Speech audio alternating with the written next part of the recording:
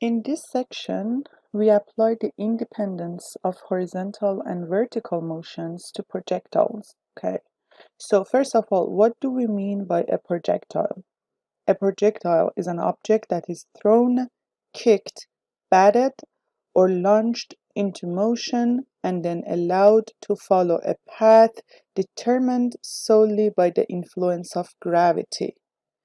Okay, so with this definition, when we want to study the projectile motion, we make the following assumptions. So there are some assumptions. First of all, we're gonna ignore air resistance. So air resistance is always ignored for the projectile motion. And then the acceleration due to gravity is constant downward and has a magnitude equal to g equals to 9.81 meters per second squared. So this is the acceleration due to gravity. And then the Earth rotation is ignored. So ignore the air rotation. So we do not have to deal with all the angles or rotational angles. Okay, so this looks very similar to the free fall, right? And indeed, it is same in this concept. So I'm gonna set up this coordinate system, the normal one with x and y here. And then I have a ball that is dropped. So this is a free fall motion, right? So the acceleration of the dropped ball, as you can see, is in this direction. Okay, so now I can say that acceleration component in x direction is 0, and then acceleration component in y direction is negative g, right? Because I have set up my coordinate, the positive y direction, to be upward, and then the acceleration is downward. So I can say that a in y direction is negative g, or negative 9.81 meters per second squared. Okay, I have the same thing for the projectile motion. Projectile motion, if you just throw a ball in this direction, right? So this is how I throw the ball. So the ball is most likely going through this path. So it still has the acceleration due to gravity in this direction. So I can still say that the acceleration in x direction is 0 and in y direction is negative g. Okay, so the acceleration is the same as the acceleration of a thrown ball. So the dropped ball and the thrown ball both have a sub x to be 0 and a sub y to be negative g. So do not confuse velocity with acceleration. So when you throw a ball in this direction, and this is my hand, supposedly, so when you throw the ball, you're giving it velocity, initial velocity, which is different from the dropped ball. But the acceleration for both cases are the same. All right, now with these acceleration components, if we substitute them into the fundamental constant acceleration equations of motion, which you had on table 4.1, so I'm gonna substitute for ax equals to 0 and ay equals to negative g. So I can get the basic equations for the projectile motion to be x equals to x naught plus v naught in x direction times t. And then I have v naught in x to be equal to vx, and then I have y, because I'm just like putting all a sub x to be 0, and then I have vx squared equals to v naught 0x squared. All right, so this is the 3 for x. And then for y direction, I have y equals to y naught plus v naught y t minus half g t squared. So see how I replace negative g instead of ay. And then I have vy equals to v naught y minus gt. And the third one is going to be vy squared equals to v naught y squared minus 2g delta y. Okay, so this gives us 6 equations, 3 for x direction and 3 for y direction. Now in these expressions, the positive y direction is upward and the quantity g is positive. So this means that I have already included the minus sign in the equation. So when you are substituting for g, you just put positive 9.81 meters per second squared, because you see all the negative signs here. These are already included in the equation. Okay, section 4.3 talks about a special case of interest here. And that case is when a projectile is launched horizontally. So the angle between the initial velocity and the horizontal is 0. Okay, so this is a special case for us because first of all, it's like the simplest case. And then there are many motions around us that follows this case. Now, suppose that you're walking with a speed v naught when you release a ball from the height h. Now, if we choose the ground level to be y equals to 0, and then the release point to be directly above the origin, then the initial position of the ball is given by x naught equals to 0. And then I can say that y naught is equal to h. So this is here the height. Okay. Now, the initial velocity is horizontal in this case. Okay, so I can say that v naught in x direction is v naught cosine 0. And cosine 0 is 1, so v naught x equals to v naught. Now the y component of the velocity is 0. Why? Because the y component of velocity is v naught sine 0 degree, and sine 0 is 0. So velocity does not have a y component, and that is very logical because look at the figure. The initial velocity is only in x direction. Now I'm going to substitute these specific values into our fundamental equations for projectile motion, which are the equations in the previous page, and then I get x equals to v naught t, right? Instead of v naught x, I just substitute v naught because they're the same. And then vx equals to v naught, and that is a constant. And that vx squared equals to v naught squared, and this is constant too. And then for y, gonna have h minus half g t squared, and vy does not have any initial component, so it's going to be only negative gt, and vy squared does not have any initial component, so it's going to be negative 2g delta y. Okay, so these are when your launch angle is 0. Let's just do some example to clear this up.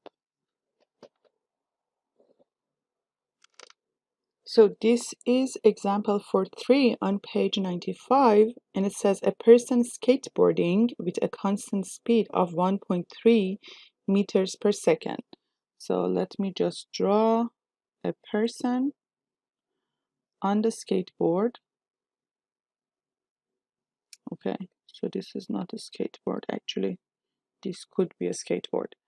All right, and the speed is 1.3 meters per second. Okay, so this is his speed.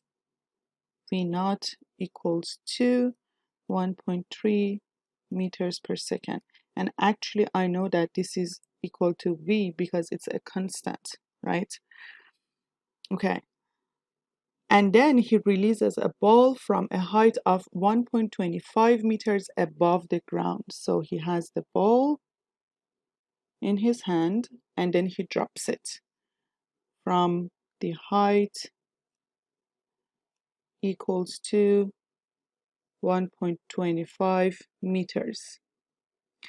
Okay, so given that x naught equals to 0 and y naught equals to h, so this is y naught, find x and y, so this is my unknown, x and y, for t equals to 0.25 seconds and t equals to 0.5 second. Okay, let me just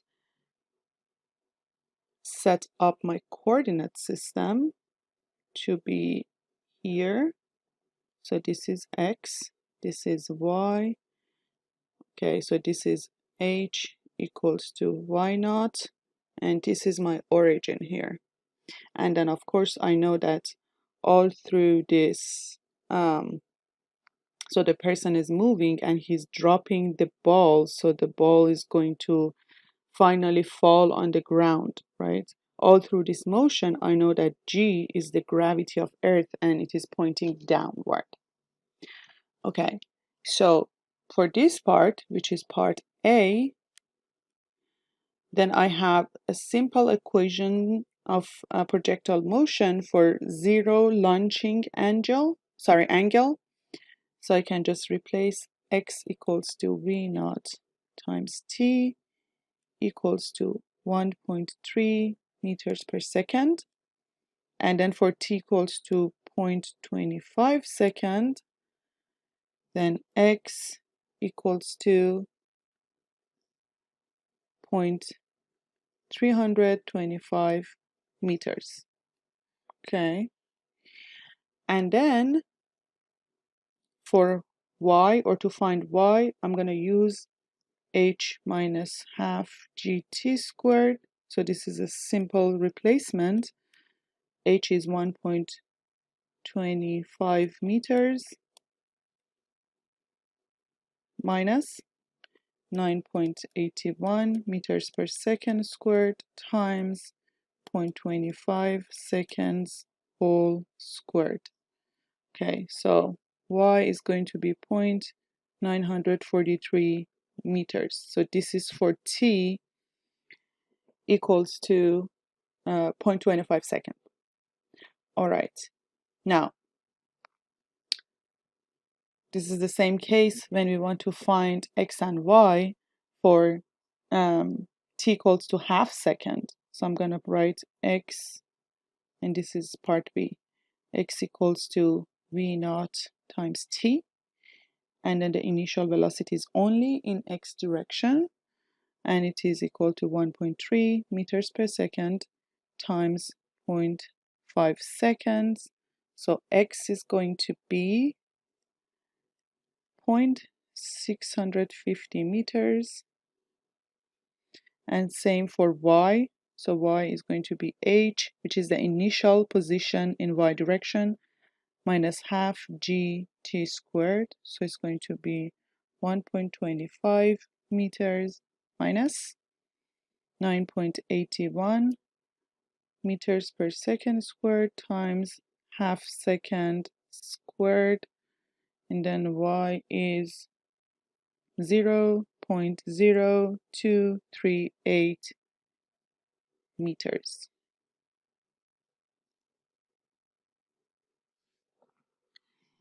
In part C, though, it asks us to find the velocity. So the velocity, the speed, so the magnitude of velocity, and the direction of motion, so this is theta, of the ball at t equals to 0.5 seconds. Okay, here because we're talking about the direction, first we need to calculate the x and y component of the velocity at t equals to 0.5 seconds.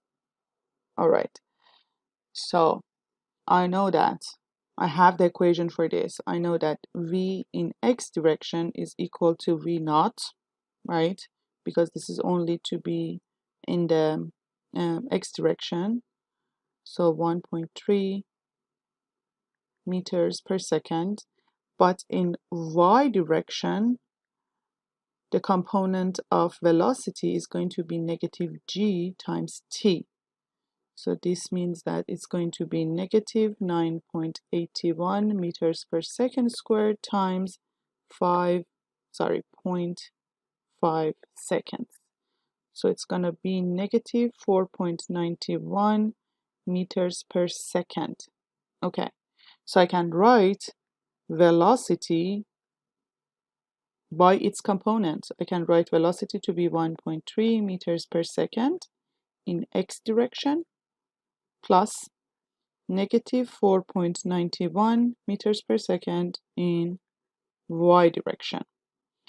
And then if I want to find the speed, that is the magnitude of velocity. So you remember the equation. So this is going to be square root of vx squared plus vy squared. It's going to be square root of 1.3 meters per second squared plus negative 4.91 meters per second squared. So the speed is 5.08 meters per second. Okay, so this is here, and this guy is here, and this is the final equation for velocity. Now, I only want to find theta, which is tangent inverse of the y component of v divided by x component of v.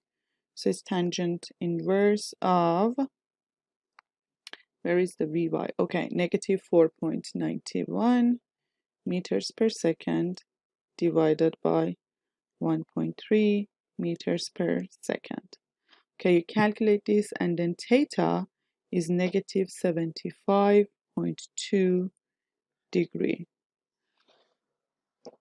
So interesting here is that the x position of the ball doesn't depend on the acceleration of gravity, and its y position doesn't depend on the initial horizontal speed of the ball. Okay, for example, if the person is running, when he drops the ball is moving faster in the horizontal direction, and it keeps up with the person as it falls. Its vertical motion doesn't change at all, however. Why? Because the vertical motion only depends on the gravity of the earth, and that doesn't change. But if the person runs faster because something is changing in the x direction, which is the initial velocity, then that will affect the horizontal motion.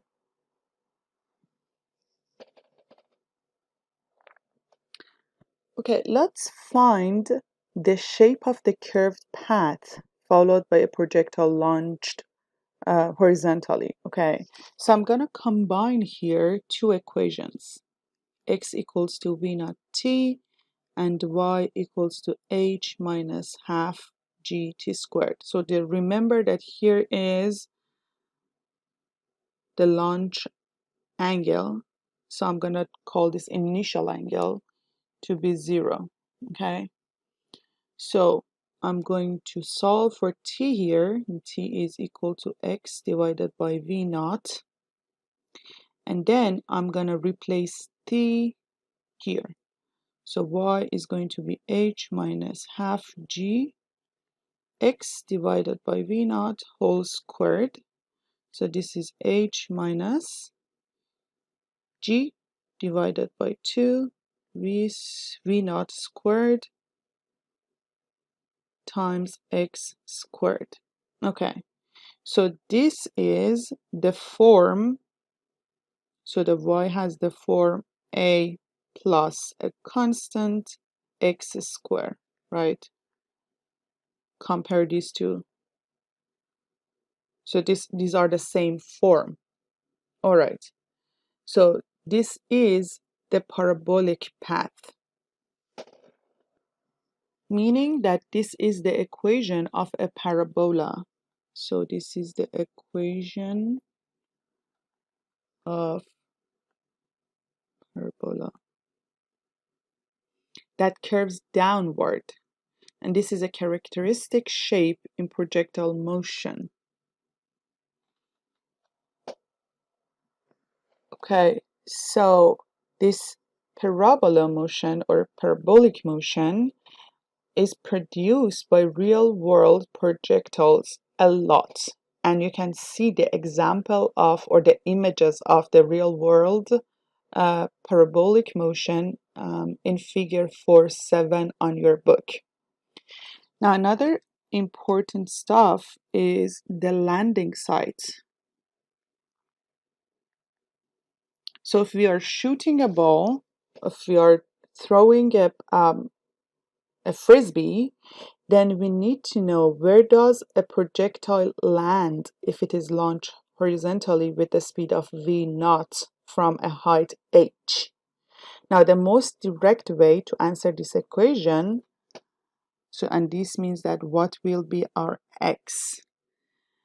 Okay, so if we want to do it in easy way, then we need to set y equals to 0 in equation 4.8, because this means that y equals to 0 corresponds to ground level, okay? So this means that when we are shooting the projectile, right, with the initial velocity, then it will land on the ground somewhere. So we are going to find this distance, and when it is landing here, this means that y equals to 0, right? It's back to the ground. Okay, so if I set 0 on this equation, so I'm using this equation, and this is equation 4.8.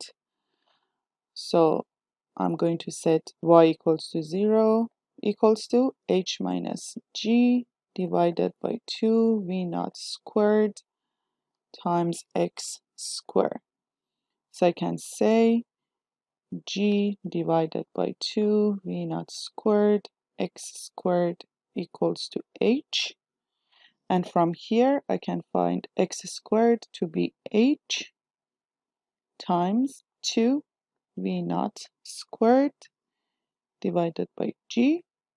So I'm going to write x to b. So v naught can comes out of the square root times the square root of 2h divided by g. Okay, so this is an important equation that gives you the landing site for a projectile that is shot or that is moving with 0 initial angle. So it's launched from 0. So this is going to be equation 4.9. Okay, so saying all this, you go ahead and study example 4.05 on your book, which is jumping